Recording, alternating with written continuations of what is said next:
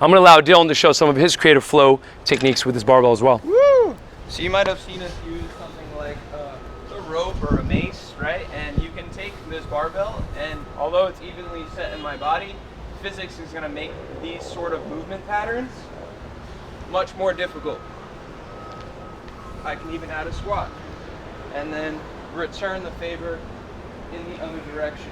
So combining traditional with new school and merging that into a flow, into a blend. Yep.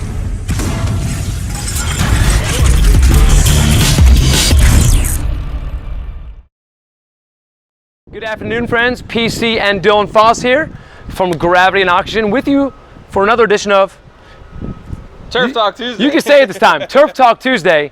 Old school equipment, new school training. What the heck does that mean? We're taking foundational pieces that you probably see commonly in every gym and then getting really artistically creative within the science that is to think outside the box for effective workout programming. So touch on it for me, Dylan. Well, obviously taking something as old school as a barbell or a kettlebell or even a med ball and being able to utilize physics and our movement principles to figure out new exercises, new movement patterns, and new ways to benefit from the same old piece of equipment. Awesome. So without further ado, let's talk about one of the standard pieces of equipment, a barbell. Been around since the dawn of fitness, right? Absolutely. The cool thing is it has weight and it's long, and people use the length of it in regards to adding plates on each side and doing traditional lifts such as squats, deadlift, bench press, bicep curls, yada, yada, yada. But what if we actually focused on the length and its creativity of physics and offsetting that load, okay? So here's a couple ideas. Standard moves we already see. We see Romanian deadlifts, we see military press, bench press, squats here, right? But now, what if I said, I want to do an exercise like a bent over row, which we might normally do with a dumbbell, and now apply it with a barbell. Now, the forearms, all right, and the whole entire arm has to work a little harder to stabilize and balance that length of that barbell, all right? What if I wanted to take that military press and offset that load and go straight up? If you notice, the length of it is offset to my left, and now with pressing it, it makes one side of my body have to work harder. After so repetitions of that, I might switch sides and then give focus and attention on the other side there. I'm gonna allow Dylan to show some of his creative flow techniques with his barbell as well. Woo! So you might have seen us use something like a rope or a mace, right? And you can take this barbell, and although it's evenly set in my body, physics is gonna make these sort of movement patterns much more difficult. I can even add a squat and then return the favor in the other direction. So combining traditional with new school and merging that into a flow, into a blend. Yes, exactly. Fantastic. So there you go. So there's my ideas with a barbell. Now, if we take something such as a kettlebell, probably one of the top pieces of fitness equipment ever invented, it is essentially a lopsided dumbbell. The weight holds its load and the bulb on one side. And you might see traditionally in HIIT training workouts doing your standard kettlebell wood chop, okay? Or doing some kind of bicep curl, overhead tricep. But thinking beyond linear, if we really want to attack the core as a three-dimensional being, feet together, and now I'm going to go ahead and do circular motions. And now as I perform this 360 exercise, my trunk is experiencing forces externally in all aspects of that 360. Now I might spread my feet, and now I'm going to go ahead and create a figure eight crossover like I'm dribbling a basketball. Okay, so these are different ways to utilize it, okay? I'm going to allow Dylan show another cool technique we recently learned, all right, working on your trunk and spinal tilt. So watch this. So it's good to have a straight-on view. PC, if you could stand here so yes, sir. I can talk to a microphone, that'd be awesome. Right, so from here, I'm going to drive one elbow up and one elbow down. I'm closing one oblique, I'm opening the other, and I'm driving forces as if I'm running. Through my big toe, the arch of my foot. Good. Can we get a side view of that motion? Good. Notice that coiling action he's doing with his spine, more than just holding onto the handle. The bell stays in one center position, but now Dylan is moving his body in relation to that center. Pretty cool. So these are great ways to think outside the box. Show them the kettlebell ribbon as well, where you're going around from hip to hip, a great mobility exercise for your shoulder blades. I say if you're driving a car, you're going to take the seatbelt off, wrap it around, and put it back on the other side. Very good. So this is a great non-impact way to mobilize the multiple joints that comprise the shoulder.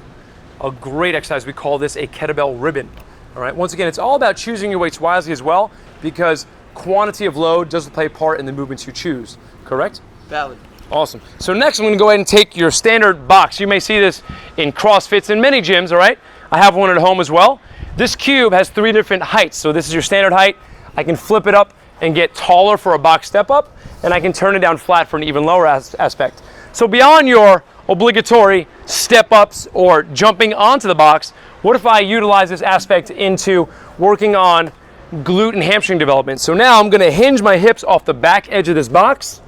I'm going to bring my feet elevated, separate, together, down. So instead of you having to buy that $1,000 glute ham developer, I took your $50 box and I applied it to that same exercise for cost efficiency and movement creativity. Absolutely. Dylan's not going to perform taking a standard Dynomax medicine ball. These have been around just as long as a barbell. Okay, if you look at a photo of a 1920s gym, heavy, big bag, right? Exactly. Very good. So now he's going to go ahead and show me a transitional move right here where he's going to twist his mocks a lunge technique. So now we have the athlete doing a compound coordinated movement where he's rotating towards me as he provides that high knee tuck. Good. Now if we wanted to make it harder and add a little sauce to it, he's going to hold it in his hands, and now the ball is further from his body, applying an aspect of physics by increasing the distance of that load from his activating muscles. Pretty cool.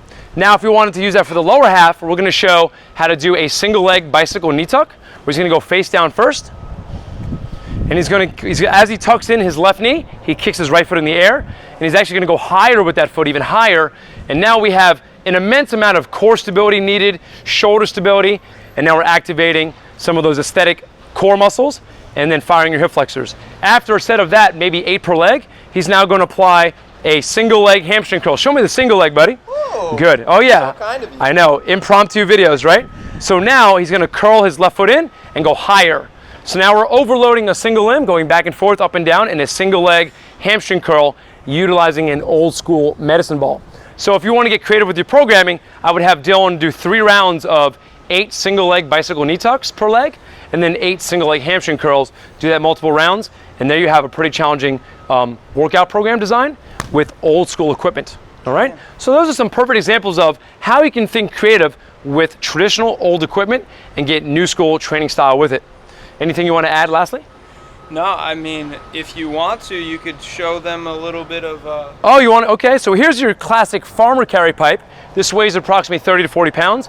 And if I had a second one in the other hand, which we do in the gym, I would do your standard farmer carry.